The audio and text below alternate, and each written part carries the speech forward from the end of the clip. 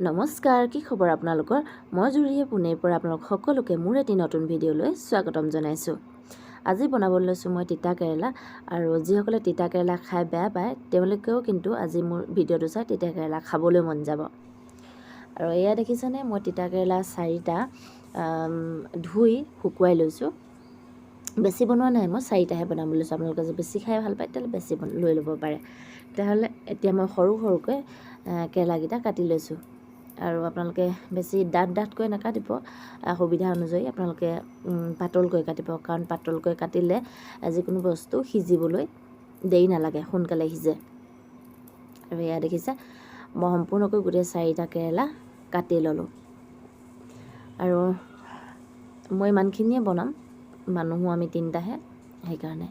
আৰু এয়া ধুনীয়াকৈ কাটি লোৱাৰ পিছত মই এটা বউল লৈ লৈছোঁ। বউলটোত মই গোটেই কেৰেলাখিনি দি দিছোঁ।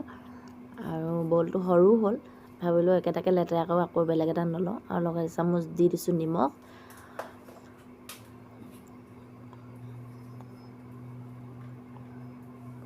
আৰু দিছোঁ আধা চামুচ হালধি। আৰু আমি সম্পূৰ্ণকৈ এইখিনি ধুনীয়াকৈ মিলাই ল'ব লাগিব। হাতে ধুনীয়াকৈ মোহাৰি গোটেইখিনিতে মিলাই ল'লোঁ। সৰু হৈছে লেতেৰা, বলটো সৰু হ'ল, লেতেৰা নকৰোঁ বুলি আৰু এটা বল নল'লোঁ। এয়া দেখিছেনে, সম্পূৰ্ণকৈ মই মিলাই পেলানি আধা ঘণ্টামান এইখিনি তেনেকৈ ৰাখি থৈ দিছোঁ। দেখিছে, এই আধা ঘণ্টা হোৱাৰ পিছত মই এইখিনি আকৌ এতিয়া চেক কৰিলোঁ। গোটেইখিনি নিমখ আৰু হালধি দিয়াৰ কাৰণে ইয়াৰ পৰা পানী ওলাইছে। আচলতে যিসকলে তিতা খাই ভাল পায়, এইটো মানে তিতা কমাবৰ কাৰণে কৰা হয়। নিমখ আৰু হালধি মিক্স কৰি পেলানি এনেকৈ থৈ দিয়া হয়। আৰু এনেকৈ সম্পূৰ্ণকৈ যদি তিতা খাই পায় তেতিয়াহ'লে সম্পূৰ্ণকৈ এনেকৈ চেপি ইয়াৰ গোটেই পানীখিনি উলিয়াই পেলাব লাগিব। আপোনালোকে এনেকুৱা এইটো পদ্ধতিত নকৰি ডাইৰেক্টো ভাজিব পাৰে, যিসকলে তিতা খাই ভাল পায়। মই কিন্তু তিতা খাই বেয়া পাওঁ, সেইকাৰণে এনেকৈ গোটেইখিনি ইয়াৰ ৰসটো মানে পেলাই দিছোঁ।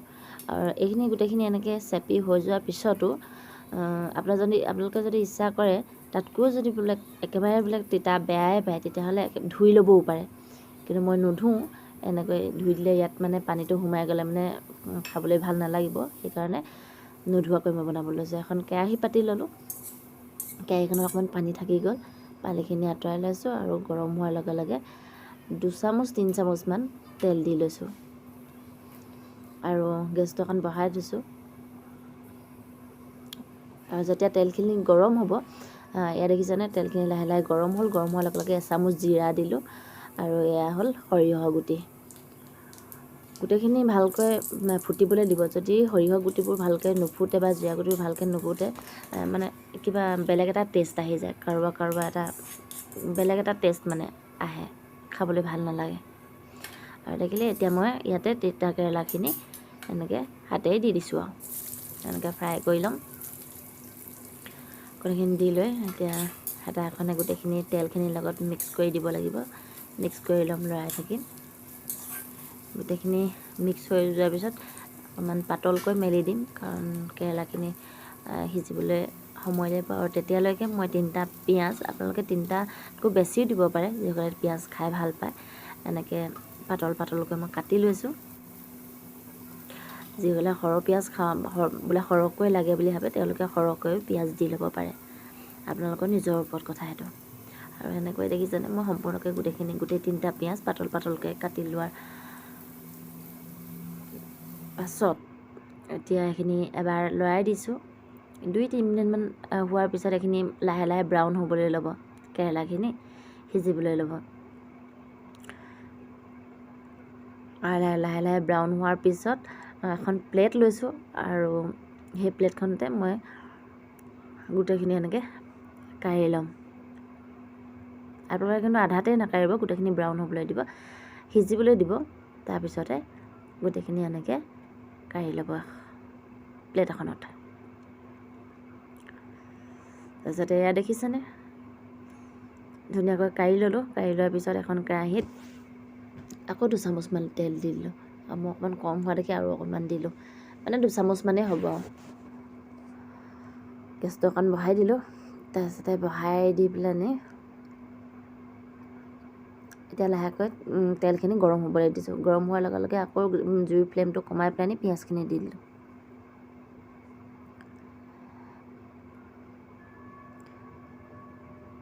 পিঁয়াজ 3টা বা 4টা ল'ব পাৰে। তাৰপিছতে এতিয়া পিঁয়াজখিনি লৰাই দিছোঁ।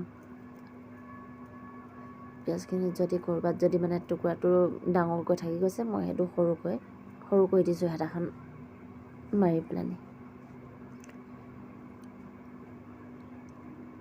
এয়া দেখিছেনে গোটেইখিনিতে তেল লাগি গৈছে, গোটেইখিনি এনেকৈ সিজিবলৈ দিছোঁ। লাহেকৈ এইখিনি সিজি পেলানি পিঁয়াজ ব্ৰাউন হোৱাৰ পিছতে আমি তাৰ ওপৰত আকৌ কেৰেলাখিনি ঢালি দিম। কেৰেলাখিনি ঢালি দিয়াৰ পিছত পিঁয়াজখিনিৰ লগতে কেৰেলাখিনিও মিক্স হ'বলৈ দিছোঁ, তেতিয়াহে খাই ভাল লাগিব। এয়া দেখিছে মই অকণমান হালধি গুড়ি দি দিছোঁ আৰু অকণমান ধনিয়া গুড়িও দিলোঁ আৰু নিমখ আপোনালোকে সোৱাদ অনুযায়ী দি দিব। আৰু আমি দিম অকণমান কাশ্মীৰী লাল মিৰ্চ। বেছিকৈ নিদিব যদি জ্বলা খাই বেয়া পায়। আপোনালোকে ইয়াত জলকীয়াও এড কৰিব পাৰে দেই। মই জলকীয়া এড কৰা নাই কাৰণ মইনাৰ কাৰণে বনাইছোঁ, মইনাই জলকীয়া নাখায়। এতিয়া গোটেইখিনি মিক্স কৰি ল'লোঁ। মিক্স কৰি আকৌ এবাৰ পাতলকৈ মেলি দিলোঁ। আৰু এয়া দেখিছেনে 3-4 মিনিটমানৰ পাছতে এয়া কেৰেলা আৰু পিঁয়াজখিনি মিক্স হৈ পেলানি একেলগতে সিজি ব্ৰাউন কালাৰ হৈ গ'ল। ধুনীয়া এটা কালাৰ হৈ গ'ল। আপোনালোকে এনেকৈ বনাই খাইছেনে? যদি খাইছে প্লিজ কমেণ্ট কৰি জনাব। আৰু যদি খোৱা নাই তেতিয়াহ'লে প্লিজ এবাৰ ট্ৰাই কৰি চাব, বহুত বেছি ভাল লাগে।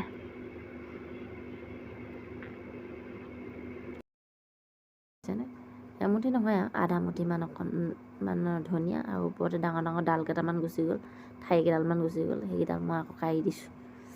কাঢ়ি পেলানি এতিয়া ধনিয়াখিনি গোটেইখিনিৰ লগতে মিক্স কৰি দিম, কাৰণ মিক্স কৰিলেহে ইয়াৰ গোন্ধটো ধুনীয়া ওলাব। আৰু ধনিয়াখিনি দিয়াৰ পিছতে মই গেছটো অফ কৰি দিম, কাৰণ ধনিয়া যদি বেছিকৈ সিজাই থকা হয় ইয়াৰ মানে গোন্ধটো নাইকিয়া হৈ পৰে।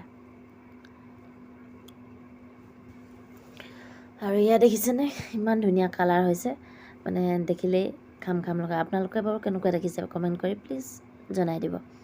আৰু এইখিনি আমি এটা বাউলত আকৌ এনেকৈ উলিয়াই ল'ম। উলিয়াই পেলানি গোটেইখিনি উলিয়াই দিম এনেকৈ। এয়া চাওক, আপোনালোকে ৰুটি ভাত যিহৰ লগতে মন যায় তিহৰ লগতে আপোনালোকে এইবোৰ খাব পাৰে। আৰু মোৰ ৰেচিপি কমপ্লিট। যদি ভিডিঅ'টো চাই ভাল লাগিলে like, share, comment and subscribe কৰিবলৈ নাপাহৰিবা। আকৌ এটি নতুন ভিডিঅ'ৰ সৈতে লগ পোৱাৰ প্ৰতিশ্ৰুতিৰে আজিলৈ বিদায় লৈছোঁ। ধন্যবাদ।